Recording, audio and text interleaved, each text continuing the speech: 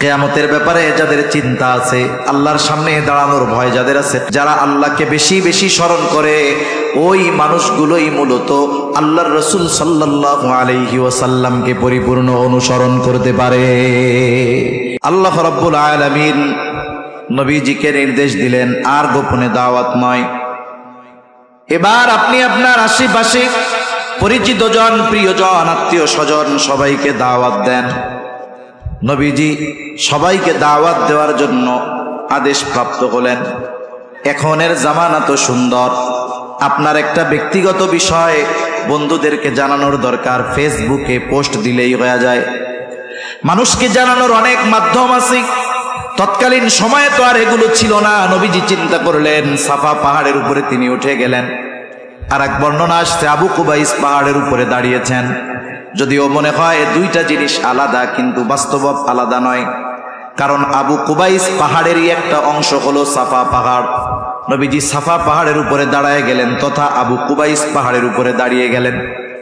আবু কুবাইস পাহাড়ের একটা বৈশিষ্ট্য ছিল, বৈশিষ্ট্যটা হলো যদি কোনো অনারবি মাজলুম ব্যক্তিও আবু কুবাইস পাহাড়ের উপরে উঠে, মুসিবতগ্রস্ত ব্যক্তি যদি আবু কুবাইস পাহাড়ের উপরে উঠে মক্কাবাসীর কাছে সাহায্য প্রার্থনা করত, কে সাহায্য চায়, মক্কাবাসী সেদিকে ভ্রুক্ষেপ করত না, বরং আবু কুবাইস পাহাড়ের উপরে উঠে মক্কাবাসীর কাছে যেই সাহায্য চাইতো, মক্কাবাসী স্বতঃস্ফূর্তভাবে সাহায্য করার জন্য ছুটে চলে আসত। আজকে তো আল আমিন আবু কুবাইস পাহাড়ের উপরে উঠে মক্কাবাসীকে আহ্বান করতেছে, সকলে দলে দলে ছুটে এসেছে। রাসূলুল্লাহ সাল্লাল্লাহু আলাইহি ওয়াসাল্লাম ডেকেছে, আল আমিন ডেকেছে, সবাই চলে আসছে। কেন ডাকছো আমাদের? নবীজি এবার বলতেছে, আমি যদি তোমাদেরকে এই সংবাদ দেই, এই খবর দেই যে আমার পেছনে পাহাড়ের পাদদেশে একদল অশ্বারোহী সৈন্য তোমাদের উপরে আক্রমণ করার জন্য অপেক্ষা করতেছে, তোমরা কি আমার এই কথা বিশ্বাস করবা নাকি? নবীজি তাদের কাছে প্রশ্ন ছুড়ে দিলেন। সাথে সাথে সকলে সমস্বরে জবাব দিল, মুহাম্মদ, কেন নয়, অবশ্যই তোমার এই কথা আমরা বিশ্বাস করি, কারণ ইতিপূর্বে আমরা তোমাকে কখনো মিথ্যাবাদী পাই না। এই 43 বছরে তুমি কখনো মিথ্যা কথা বলো নাই, তুমি আজকে মিথ্যা বলবা এটা হতে পারে না। তাহলে মক্কার কাফেররাও আমার আপনার নবীজির চারিত্রিক ব্যাপারে অপবাদ দেওয়ার দুঃসাহস করে নাই। কিন্তু আফসোসের ব্যাপার, আমরা অনেক সময় দেখি মুসলমানের ঘরে জন্ম নিয়ে নবীজির চরিত্রের ব্যাপারে আপত্তি উত্থাপন করে, আছে না নাই? যেই নবীর চরিত্রের সত্যায়ন আল্লাহ তাআলা করেছেন, যেই নবীর চরিত্রের সত্যায়ন তার ঘোর শত্রুরাও করেছে, সেই নবীর ব্যাপারে, সেই নবীর চরিত্রের ব্যাপারে যারা অপবাদ দেওয়ার দুঃসাহস করে, নিঃসন্দেহে ওগুলো বেঈমান, কোনো সন্দেহ না। ওগুলোর শাস্তি দুনিয়াতে যদি আমরা নাও দিতে পারি, আখেরাতে অনন্তকালে চিরন্তন শাস্তি তাদের জন্য অপেক্ষা করতেছে, ঠিক কিনা বলো? নবীজির ব্যাপারে কাফেররা কয়েকটা বিষয়ে আপত্তি তুলে। এক নম্বর বিষয়, তারা নবীজির ব্যাপারে বলে তিনি অর্থলোভী ছিলেন, যার কারণে 25 বছর বয়স ওনার যুবক মানুষ, উনি 40 বছরের খাদিজাকে বিবাহ করেছেন। এর আগে খাদিজার 2 জন স্বামী ইন্তেকাল করেছে। তাহলে এক নম্বর অপবাদ তারা নবীজিকে দেয় যে নবীজি অর্থলোভী ছিলেন। নাউজুবিল্লাহ বলেন। অথচ ইতিহাস বলে, সিরাতের কিতাব বলে, নবীজি খাদিজা রাদিয়াল্লাহু তাআলা আনহাকে বিবাহের প্রস্তাব দেন নাই। খাদিজা বড় ব্যবসায়ী ছিলেন। ওই জাহেলিয়াতের সময়ও খাদিজার উপাধি ওই মক্কার মুশরিকেরা দিয়েছিল তাহেরা, পুত ও পবিত্রা। খাদিজা রাদিয়াল্লাহু তাআলা আনহা বড় ব্যবসায়ী ছিলেন। তৎকালীন ব্যবসায়ের সিস্টেম ছিল, মানুষেরা নিজেদের দেশের পণ্য নিয়ে আরেক দেশে গিয়ে বিক্রয় করত, আবার ওই দেশ থেকে ওই ধরনের পণ্যগুলো কিনে আনতো যেইগুলোর চাহিদা তার নিজের দেশে আছে, এক্সপোর্ট ইম্পোর্টের ব্যবসা করত। খাদিজা রাদিয়াল্লাহু তাআলা আনহা তার ব্যবসা পরিচালনার জন্য একজন আমানতদার লোক খুঁজতেছিলেন। নবীজি সাল্লাল্লাহু আলাইহি ওয়াসাল্লাম তখন যুবক।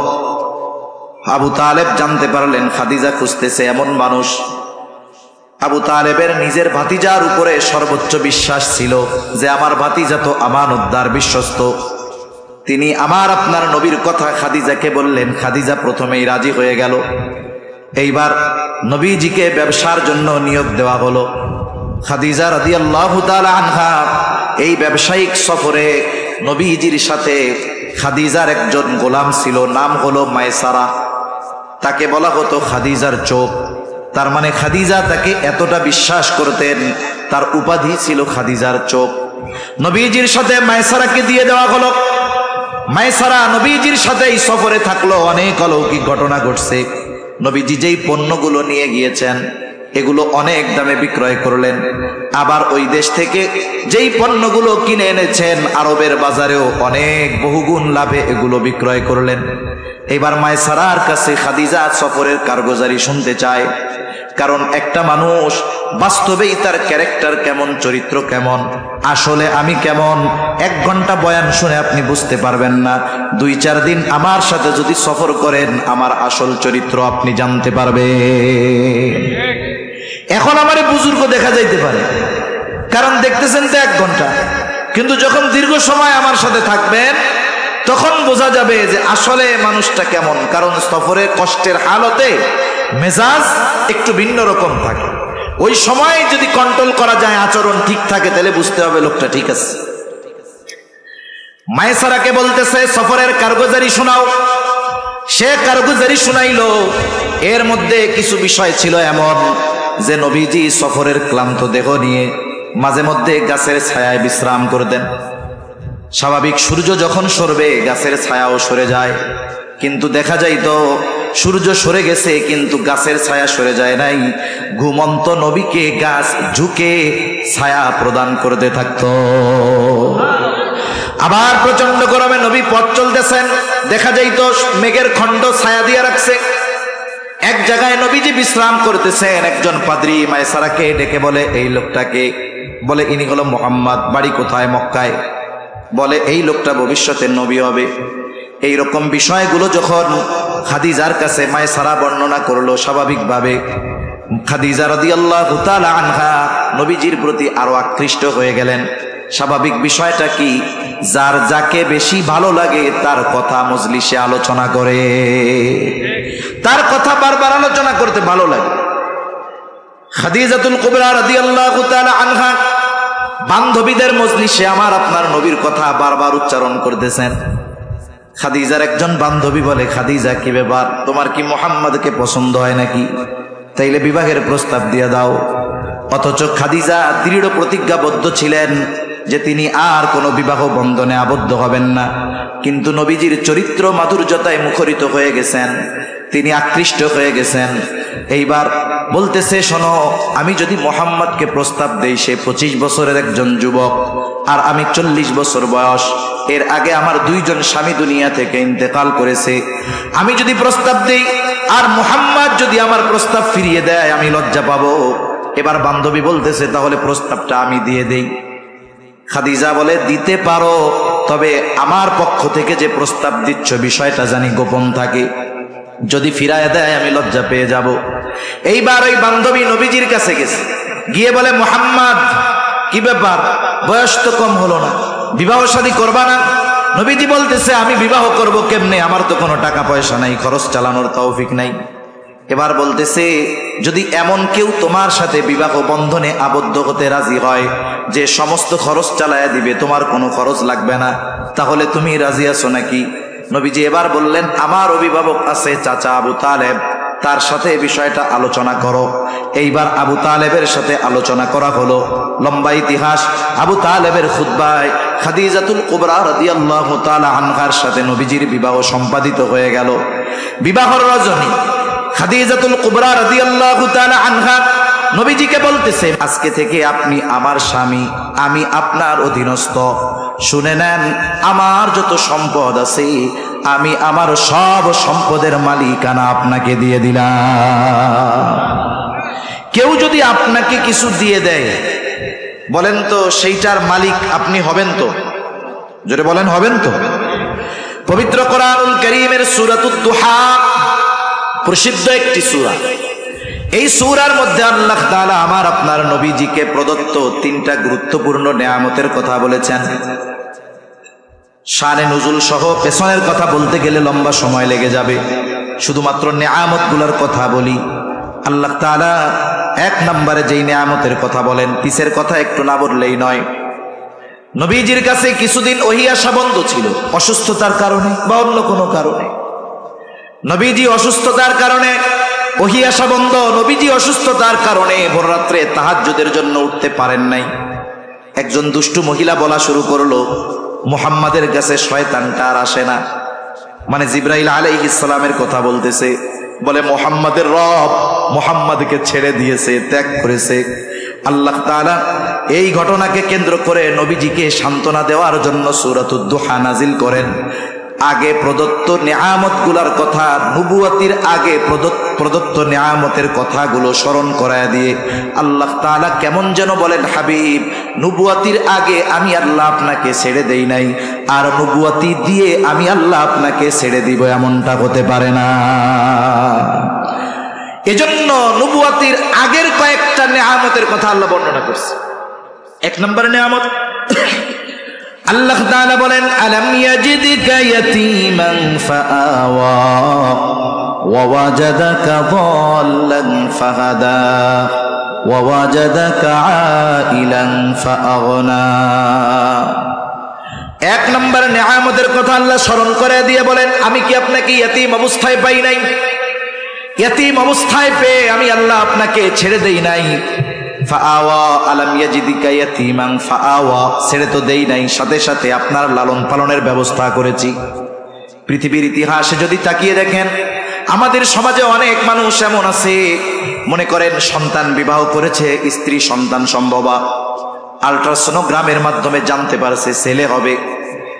এবার মায়ের গর্ভে ছেলেটার বয়স 6 মাস বা 9 মাস হয়েছে, এখন সদ্য ভূমিষ্ঠ হওয়ার সময় কাছায় আসছে। এই মুহূর্তে যদি ওই গর্ভে, মায়ের গর্ভে অবস্থান করা ছেলেটার পিতা মারা যায়, দাদা দাদি কত খুশি হইতেছিল যে আমার ছেলের একটা ছেলে হবে। এই সময় যদি ওই দাদার ছেলেটা মারা যায়, বলেন তো ওই সন্তান দুনিয়ায় আসার খবরে দাদার তো খুশি হওয়ার কথা ছিল, কিন্তু যখন নিজের ছেলে মারা গেছে, ওই সন্তান দুনিয়ায় আসার ব্যাপারে দাদা দাদি খুশি হবে নাকি? কপালে ভাঁজ পড়ে যাবে, চিন্তা করবে এখন এরে পালবে কে, কে খাওয়াবে কে, লালন পালন করবে কে। আরে কিন্তু ছেলে যদি বেঁচে থাকতো, ছেলের যদি ছেলে হইতো, দেখতেন আনন্দকারে বলে বুড়াও 3 লাখ মারতো আনন্দের ঠেলায়। আমাদের সমাজের পরিস্থিতি এমন, কিন্তু ইতিহাস কি বলে? নবীজির পিতা, নবীজি দুনিয়ায় আসার আগে আব্দুল্লাহ ইন্তেকাল করেছেন। নবীজি দুনিয়ায় আসলেন, আব্দুল মুত্তালিবের কপালটা গোছায়া যায় নাই, বরং ইতিহাস বলে আব্দুল মুত্তালিবের 10টা সন্তান আশায় যত খুশি হয়েছেন, আমার আপনার নবীর জন্মে আব্দুল মুত্তালিব তার চাইতে অগণিত গুণ বেশি খুশি হয়েছে। এই যে নবীর আগমনে আব্দুল মুত্তালিবের অন্তরে ভালোবাসা যিনি জাগ্রত করে দিলেন, তিনি কে? এরপরে নবীজি, মা মারা গেল, দাদা অভিভাবক, 2 বছর পরে দাদাও মারা গেল। এরপরে দাদা মারা যাওয়ার আগে ওসিয়ত করে গেছে আবু তালেবের কাছে, আবু তালেব মৃত্যুর আগ পর্যন্ত আমার আপনার নবীজির অভিভাবক। নবীজির বয়স হয়ে গেছে, নবুয়তি পাওয়ার পরেও আবু তালেব নবীজিকে ছেড়ে দেয় নাই, যে তুমি তো এখন বড় হয়ে গেছো, নিজের পথ নিজে মাপো। ইয়াতিম থাকা অবস্থায় নবীজিকে কেউ ইয়াতিম হিসাবে অবহেলার দৃষ্টিতে দেখে নাই। প্রত্যেকের অন্তরে আল্লাহ তাআলা মুহাব্বত, ভালোবাসা জাগ্রত করে দিয়েছে। আবু তালেব নবুয়তির পরেও নবীজির প্রতি কেমন মায়া, মুহাব্বত, ভালোবাসা ছিল। যখন নবীজি প্রকাশ্যে দাওয়াত দেওয়া শুরু করেছেন, মক্কার নেতৃত্ব স্থানীয় যারা আবু তালেবের কাছে এসে বলে, আবু তালেব আপনি আমাদের নেতা, সম্মানিত ব্যক্তি, কিন্তু আপনার ভাতিজা কি শুরু করেছে? আপনার ভাতিজার কারণে ভাইতে ভাইতে দ্বন্দ্ব শুরু হয়ে গেছে, মায়ের সাথে মেয়ের দ্বন্দ্ব শুরু হয়ে গেছে। আপনি যদি আপনার ভাতিজাকে তার কর্ম থেকে না থামান, আমরা কিন্তু কঠোর ব্যবস্থা গ্রহণ করব। ওই দিনের মতো আবু জেহেল উতবা সাহেবাকে বুঝায়া পাঠায়া দিলেন আবু তালেব। নবীজিকে কিছু আর বলেন নাই, নবীজি তার গতিতে দাওয়াতের কাজ করে যান। কিছুদিন পর আবু তালেব তালেবের সাথে আবার দেখা করার জন্য আসছে। এবার আবু জেহেল একা আসে নাই, আশেপাশের যত আরব গোত্র আছে সব গোত্রের সর্দারদের নিয়ে হাজির। আবু তালেবের কাছে এসে আবু জেহেল বলে, আবু তালেব, আগের বার আপনি আমাদের কথায় কোনো ভ্রুক্ষেপ করেন নাই, এইবার আমি একা আসি নাই, আমার সাথে আরবের আশেপাশের সব গোত্রের গোত্রপতিরা আছে। আমরা সকলে একমত হয়েছি, আপনি যদি আপনার ভাতিজাকে তার এই কাজ থেকে নিবৃত্ত না করেন, বিরত না করেন, বাধা না দেন, তাহলে আমরা আপনার ভাতিজার বিরুদ্ধে সম্মিলিতভাবে ব্যবস্থা গ্রহণ করব। এইবার আবু তালেব একটু চিন্তিত হয়ে গেছেন, ভাই রে কি করা যায়, পায়চারি করতেছেন টেনশনে। গভীর রাত, নবীজি দাওয়াতি কাজ শেষ করে বাসায় ফিরেছেন। আবু তালেব স্নেহ ভরা কণ্ঠে, মায়া ভরা কণ্ঠে দাওয়াত দিচ্ছে, ডাক দিচ্ছে, ও মোহাম্মদ এদিকে আসো। নবীজি আসলেন, বলে, ও মোহাম্মদ, তুমি যা করতেছো এটা কি থেকে কি একটু বিরত থাকা যায় না? আমি তো তোমার ব্যাপারে বড় চিন্তিত আছি, শঙ্কায় আছি। আজকে আরবের সব গোত্রের মানুষেরা, সব গোত্রের গোত্রপতিরা আমার কাছে এসেছিল দেখা করার জন্য। আমি তো তোমার ব্যাপারে বড় ভীত আছি, কিছুদিনের জন্য একটু নিবৃত হও, বিরত থাকো।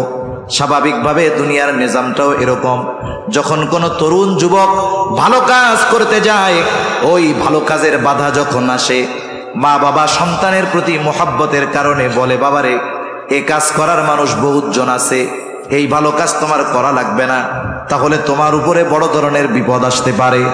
অনেক সময় বিপদের আশঙ্কার কারণে সন্তানকেও ভালো কাজে মা বাবা বাধা দেয় কি দেয় না? কিন্তু সন্তান যদি ইস্তেকামতের উপরে থাকে, যে মা জীবন চলে যায় যাক, বাবা জীবন চলে যায় যাক, জন্মেছি মরতেই হবে, তবে যদি ভালো কাজ করতে গিয়ে মরি ভালো কথা। এটা অনেক সময় মা বাবার চিন্তা পরিবর্তন হয়ে যায়, তখন বলে, বাবা তুমি চালায় যাও, আসি পেছনে আমরা। একটু আগে অবস্থা কি ছিল, সন্তানের ইস্তেকামতের কারণে মা বাবার চিন্তাও পরিবর্তন হয়ে যায়। চাচা আবু তালেব মুহাব্বতের কারণে নবীজিকে থামতে বলতেছেন, যদিও তিনিও জানেন, আবু তালেব তিনিও জানেন আমার ভাতিজা যা করতেছে নিঃসন্দেহে ভালো কাজ। চাচার কথা শেষ, এবার নবীজি বলতেছে, চাচা আপনি শুনেন, শুধুমাত্র আরবের ওই গোত্রগুলো কেন, আমাকে যদি তামাম দুনিয়ার সব মানুষ আমাকে এই কাজ থেকে বাধা প্রদান করে, আমার বিরুদ্ধে চলে যায়, আমার জীবনও যদি চলে যায়, আল্লাহ তাআলা আমাকে যেই নির্দেশ দিয়েছেন, এই নির্দেশ থেকে আমি এক বিন্দু পরিমাণ পেছনের দিকে আসব না। আল্লাহর রাসূলের এই কথার প্রভাব আবু তালেবের দিল পর্যন্ত পৌঁছে গেছে। এখন কি হয়েছে, আবু তালেব নবীজির জন্য ঢাল হয়ে গেছে। আবু তালেব নবীজিকে বলতেছে, তুমি তোমার দায়িত্ব পালন করে যাও, আমি বেঁচে থাকতে তোমার গায়ে আমি কাটার আঘাতও লাগতে দিব না। সুবহান। তাহলে আল্লাহ তাআলা বলেন, আমি আপনাকে ইয়তীম অবস্থায় পেয়ে লালন পালনের ব্যবস্থা করেছি। আলাম ইয়াজিদিকা ইয়াতীমান ফাআওয়া, ইয়তীম অবস্থায় আমি আপনাকে কোনো জায়গায় ছেড়ে দেই নাই, নবুয়ত দিয়ে আপনারে ভুলা যাব, ছেড়ে দিব, এটা হতে পারে না। দ্বিতীয় নিয়ামতের কথা আল্লাহ তাআলা বলেন, ওয়াওয়াজাদাকা আইলান ওয়াওয়াজাদাকা দাল্লান ফাহাদা, সঠিক পথ সম্পর্কে আপনি অবগত ছিলেন না।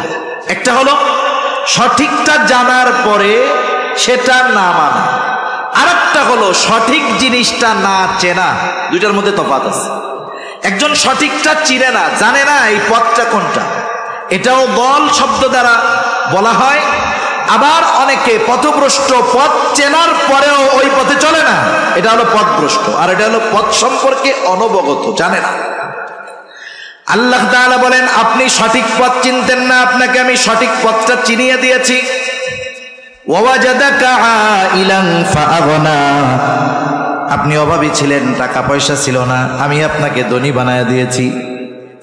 মুফাসসিরিনে কেরাম লিখেন, খাদিজাতুল কুবরা রাদিয়াল্লাহু তাআলা আনহার সাথে এই যে বিবাহের রাত্রিতে যখন খাদিজা বললেন, সব সম্পদের মালিক আমি আপনাকে বানায়া দিলাম, আল্লাহ রব্বুল আলামিন মূলত এই জিনিসটাকেই উল্লেখ করতে চেয়েছেন, হাবিব আপনার তো কিছুই ছিল না, টাকা পয়সা ছিল না, আমি তারও ব্যবস্থা করে দিয়েছি। নবুয়তির আগে এত এত দামি নেয়ামত আমি আপনাকে দিলাম, আর নবুয়তির পরে আমি আপনাকে ভুলে যাব, এটা কখনোই হতে পারে না। তাহলে ইসলাম বিদ্বেষীদের নবীজির ব্যাপারে প্রথম অভিযোগ যে তারা বলে নবীজি অর্থের লোভে খাদিজাকে বিবাহ করেছে। বলেন, নবীজি কি খাদিজাকে বিবাহের প্রস্তাব দিয়েছে না খাদিজার পক্ষ থেকে এসেছে? তাহলে এই অপবাদ, এটা মিথ্যা কথা, এবং এটা নবীজিকে অপবাদ দেওয়ার অপচেষ্টা, এই কথাগুলোর কোনো ভিত্তি নাই। 2 নম্বর যে বিষয়টা বলে 6 বছরের একজন শিশু বাচ্চারে বিয়ে করছে। ইতিহাস বুঝতে হবে খাদিজা রাদিয়াল্লাহু তাআলা আনহার সাথে নবীজির সম্পর্কটা কেমন ছিল। যেখানে ওহী নাজিল হয়েছে গারে হেরা, কত উঁচু এক পাহাড়, যুবক যারা তারা উঠতে হিমশিম খেয়ে যায়। এখন সিঁড়ি আছে, তাও উঠতে হিমশিম খেয়ে যায়, কয়েকবার বিরতি নেওয়া লাগে। অথচ রাসূলুল্লাহ সাল্লাল্লাহু আলাইহি ওয়াসাল্লাম ওই সুউচ্চ পাহাড়ে ওইটা বসতেন, ধ্যান করতেন, ওখান থেকে বাইতুল্লাহকে দেখা যাইত। আর খাদিজাতুল কুবরা রাদিয়াল্লাহু তাআলা আনহা একজন মহিলা, নবীজি খাবার নিয়ে, রাসূলের প্রয়োজনীয় সামগ্রী নিয়ে উনি একা একা নবীজির কাছে ওই পাহাড় বেয়ে উঠে যেতেন। রাসূল আকরাম সাল্লাল্লাহু আলাইহি ওয়াসাল্লামের সাথে মুহাব্বত কেমন ছিল? নবীজি বলেন, খাদিজা যদি বেঁচে থাকতো তার বর্তমানে আমি দ্বিতীয় কাউকে স্ত্রী হিসাবে গ্রহণ করতাম না। নবীজির স্ত্রী খাদিজা দুনিয়া থেকে চলে গেল। আয়েশা সিদ্দিকা রাদিয়াল্লাহু তাআলা আনহাকে নবীজি নিজে বিবাহ করেন নাই, যতক্ষণ না আরশে আজিমের মালিক আল্লাহ রাব্বুল আলামিনের পক্ষ থেকে নির্দেশনা না এসেছে, ততক্ষণ পর্যন্ত আমার আপনার নবী দ্বিতীয় বিবাহই করেন নাই। এখন আসেন, বিবাহ যেহেতু দ্বিতীয় বিবাহ করছে, পরে বিবাহ করছে, 6 বছরের মালিকারে করার দরকার কি ছিল? এটা উম্মতের জন্য রহমত। ইসলামী শরীয়তে একটা মেয়ে যখন প্রাপ্তবয়স্কা হয়, বলেন তো শরীয়তের কিছু দিক নির্দেশনা তাদের জন্য আছে না নাই? নবীজি যতগুলো বিবাহ করেছেন, একমাত্র আয়েশা সিদ্দিকা রাদিয়াল্লাহু তাআলা আনহা ছিলেন কুমারী, আর বাকি যারা ছিলেন তাদের পূর্বে এক বা একাধিক প্রত্যেকেরই বিবাহ ছিল। রাসূলুল্লাহ সাল্লাল্লাহু আলাইহি ওয়াসাল্লামের ঘরে যখন আয়েশা সিদ্দিকা রাদিয়াল্লাহু তাআলা আনহা আসলেন, এই জন্য দেখবেন নারী সংগঠিত যেই মাসলা মাসাইলের হাদিসগুলো আয়েশা সিদ্দিকা রাদিয়াল্লাহু তাআলা আনহা থেকে বর্ণিত, আর বাহিরের হাদিসগুলো আবু হুরায়রা রাদিয়াল্লাহু তাআলা আনহু থেকে বর্ণিত।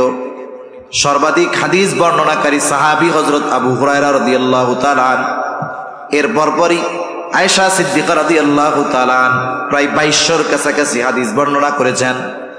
যদি নবীজি একজন এইরকম কুমারী মেয়েকে বিবাহ না করতেন, তাহলে প্রাপ্তবয়স্কা হওয়ার পরে নারীদের জন্য ইসলাম কি দিক নির্দেশনা রেখেছে আমাদের নারীরা সেটা জানতেই পারত না।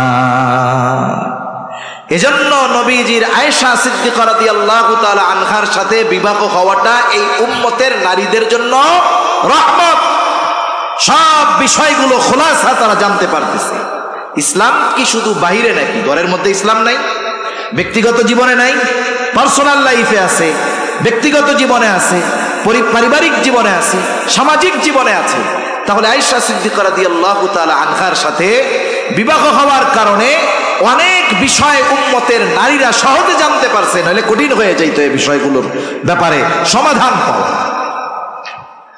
আবার দেখেন, যারা অপবাদ দেয় তাদের গুরু যারা, রবীন্দ্রনাথ ঠাকুর, বঙ্কিমচন্দ্র, ঈশ্বরচন্দ্র বিদ্যাসাগর, এনারা বিবাহ করছে 8 বছর, 9 বছর, 6 বছর, 11 বছরের মেয়েদেরকে। এদের ব্যাপারে প্রশ্ন তুলো না, নবীর ব্যাপারে তুলো। আবার নবীজিকে নারী লিপ্সু, নারী লোভী বলো। আল্লাহর নবী এগুলো যদি নবীর ব্যাপারে অপবাদ দাও, শোনা নাও। একদিন নবীজি বাইতুল্লাহর সামনে বসে আছেন, কাফেররাও অদূরে বসে আছে। কাফেরদের মধ্যে পরামর্শ হয়েছে। উতবা ইবনে রাবিআকে বলতেছে, তুমি তো খুব বাকপটু, তুমি যাও, মুহাম্মদ এরকম করে কেন, কিছু প্রলোভন দিয়া তাকে ফিরাইতে পারো কিনা। সে চলে আসছে নবীজির কাছে, এসে বলে, ভাতিজা তোমার কি হয়েছে বলো, তুমি যদি জাদুগ্রস্ত হও, কোনো জিন যদি তোমার ক্ষতি করে থাকে বলো, আমরা টাকা তুলে তোমার চিকিৎসা করায়া দিব। তুমি যদি নেতৃত্ব চাও বলো, তোমাকে আমরা আমাদের নেতা বানায়া দিব। তুমি যদি আমাদের মধ্যে গোটা আরবের মধ্যে সবচাইতে বড় ধনী হতে চাও, তাহলে আমরা তোমাকে ধনী বানায়া দিব। আর তুমি যদি কোনো নারীর জন্য এমনটা করো, শুনে নাও, আমাদের প্রত্যেকের দরজা তোমার জন্য খোলা থাকবে, যাকে পছন্দ তুমি তাকেই গ্রহণ করতে পারবা। চিন্তা করছে এই প্রলোভন দিলাম কাজ হয়ে যাবে মনে হয়। নবীজিকে কথা বলার পরে নবীজি তার কোরআন শোনায় দিছে। যদি নারীর লোভ থাকতো, এই প্রস্তাব দুনিয়ার কেউ ফিরায়? সবচাইতে বড় ধনী হবে, সবচাইতে বড় নেতা হবে, যত সুন্দরী যত নারী দরকার সবাইকে পাবে, এই সুযোগ কাফেররা নবীজির জন্য ওপেন করে দিয়েছেন। এজন্য নবীজির যদি এই সমস্ত বিষয়ের লোভ থাকতো, ওই প্রস্তাব তিনি গ্রহণ করতেন, ঠিক কিনা বলেন? তাহলে নবীর ব্যাপারে যে নারী লিপ্স বলা হয়, এটা নিঃসন্দেহ অপবাদ এবং নবীজির শানে সর্ব উচ্চ এক বেয়াদবি, ঠিক কিনা বলেন? অনেকে আবার আয়েশা সিদ্দিকা রাদিয়াল্লাহু তাআলা আনহার ব্যাপারে অপবাদ দেয়, অথচ আয়েশা সিদ্দিকা রাদিয়াল্লাহু তাআলা আনহার মাধ্যমে গুরুত্বপূর্ণ 3টা বিধান আল্লাহ তাআলা নাজিল করেছেন। আয়েশা সিদ্দিকা রাদিয়াল্লাহু তাআলা আনহাকে কেন্দ্র করে তায়াম্মুমের বিধান নাজিল হয়েছে। অপবাদ দিলে কি শাস্তি তার বিধান নাজিল হয়েছে, সাথে সাথে ব্যভিচারের কি শাস্তি হবে আল্লাহ তাআলা এই বিধান নাজিল করেছেন। সাথে সাথে আয়েশা সিদ্দিকা রাদিয়াল্লাহু তাআলা আনহার পবিত্রতার ঘোষণা স্বয়ং আল্লাহ তাআলা নিজে দিয়েছে। তাহলে নবীজির ব্যাপারে আরেকটা অপবাদ তারা দিত যে পালক পুত্র যায়েদের বউকে উনি আবার বিবাহ করছে। জাহেলিয়াতের সময় একটা কুসংস্কার ছিল যে পালক পুত্রকে ঔরসজাত পুত্রের মতোই মনে করা হইত। মানুষেরা পালক কন্যাকে ঔরসজাত কন্যার মতো মনে করত, কিন্তু বাস্তবতা হলো কেউ যদি কোনো ছেলেকে লালন পালন করে, ওই ছেলেটা যখন বালেগ হয়ে যাবে, যিনি লালন পালন করেছেন তিনি আর তার সামনে যেতে পারবেন না, তার সামনে তাকে পর্দা করতে হবে। একটা মেয়েকে লালন পালন করছে, মেয়েটা এখন বালেগা হয়ে গেছে, এই যে পালক বাবা যে, সে আর মেয়ের সামনে যাইতে পারবে না, মেয়েও বাবার সামনে আসতে পারবে না, এটাই শরীয়তের আইন। জাহেলিয়াতের সময় এই বিষয়টা খুব প্রসিদ্ধ ছিল। স্বাভাবিক মানুষ মনে করত পালক পুত্র ঔরসজাত পুত্রের মতো। কিছু কিছু সময় আছে বলার চাইতে করার মাধ্যমে ফায়দা হয় বেশি, ঠিক কিনা বলেন?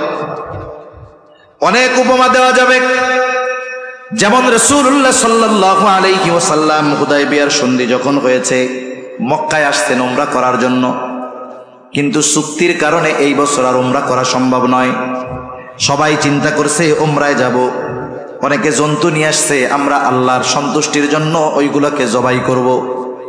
যখন চুক্তি সম্পাদিত হয়ে গেল যে এই বছর আর উমরা করা যাবে না, ফিরে যেতে হবে, সকল সাহাবাদের মন খারাপ, কারণ দীর্ঘদিন পর তারা মক্কার জমিনে প্রবেশ করতে চেয়েছিল, আত্মীয় স্বজন প্রিয়জনদের সাথে দেখা হবে, কিন্তু চুক্তির মাধ্যমে যখন আবার কাছে এসে ফিরে যাওয়া লাগবে, তারা মনক্ষুণ্ণ হলেন।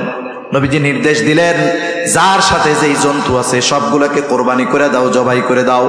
3 বার বলছেন নবীজি। সাহাবায়ে কেরাম এতটা অন্যমনস্ক ছিলেন যে নবীজির কথা তারা ঠিকমতো শুনেন নাই, যার কারণে কেউ জবাই করে নাই। নবীজি ঘরে গেলেন। ওই সফরে নবীজির সাথে ছিলেন উম্মে সালামা রাদিয়াল্লাহু তাআলা আনহা।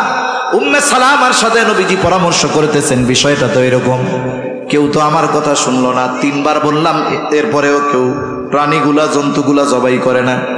উম্মে সালামা রাদিয়াল্লাহু তাআলা আনহা বললেন, আপনার কিছু বলার প্রয়োজন নাই, আপনি আপনার জন্তুটা নিয়ে তাদের সামনে নিয়ে জবাই করে দেন। নবীজি এবার তাদের সামনে যখন জন্তু নিয়ে জবাই করে দিলেন, উপস্থিত সাহাবায়ে কেরাম যাদের সাথে জন্তু ছিল জবাই দেওয়ার, নবীজিকে করতে দেখে তারাও জবাই করে দিল। তার মানে কিছু কিছু সময় আছে বলার চাইতে প্র্যাকটিক্যাল ভাবে যদি করা হয়, তাহলে এটার প্রভাব সমাজে বেশি পড়ে। রাসূল আকরাম সাল্লাল্লাহু আলাইহি ওয়াসাল্লামের বোন ছিল উনি, ফুফাতো বোন যায়েনাব বিনতে জাহাশ। যায়েদ রাদিয়াল্লাহু তাআলা আনহুর সাথে বনাবনি হয় নাই, নবীজি বারবার চেষ্টা করেছেন মিলায়া দেওয়ার জন্য, হয় নাই, ছাড়াছাড়ি হয়ে গেল। আল্লাহ তাআলার পক্ষ থেকে নির্দেশ আসলো আপনি বিবাহ করেন যায়নাব বিনতে জাহাশকে। নবীজিও সামাজিক চাপ অনুভব করতেছিলেন যে মানুষ কি বলবে, সমাজ কি বলবে, কিন্তু আল্লাহ তাআলার নির্দেশ, নবীজি বিবাহ করলেন যায়নাব বিনতে জাহাশকে। এই বিবাহের মাধ্যমে জাহেলিয়াতের সময় শতাব্দীর পর শতাব্দী ধরে চলে আসা একটা কুসংস্কারের কবর রচনা হয়ে গেল। একটা হালাল বিষয়কে তারা হারাম মনে করত, আল্লাহ তাআলা আমার আপনার নবীর মাধ্যমে ওই হালাল বিষয়টাকে সমাজে সুপ্রতিষ্ঠিত করে দিলেন। ঠিক কিনা বলেন? এই বিষয় নিয়ে অপবাদ দেওয়ার কোনো সুযোগ নেই। নবীজি অনেকগুলো বিবাহ করেছেন, হ্যাঁ, যতগুলো বিবাহ করেছেন প্রত্যেকটার পেছনে শরঈ কারণ আছে। কোন বিবাহ নবীজি আল্লাহ তাআলার নির্দেশবিহীন করেন নাই।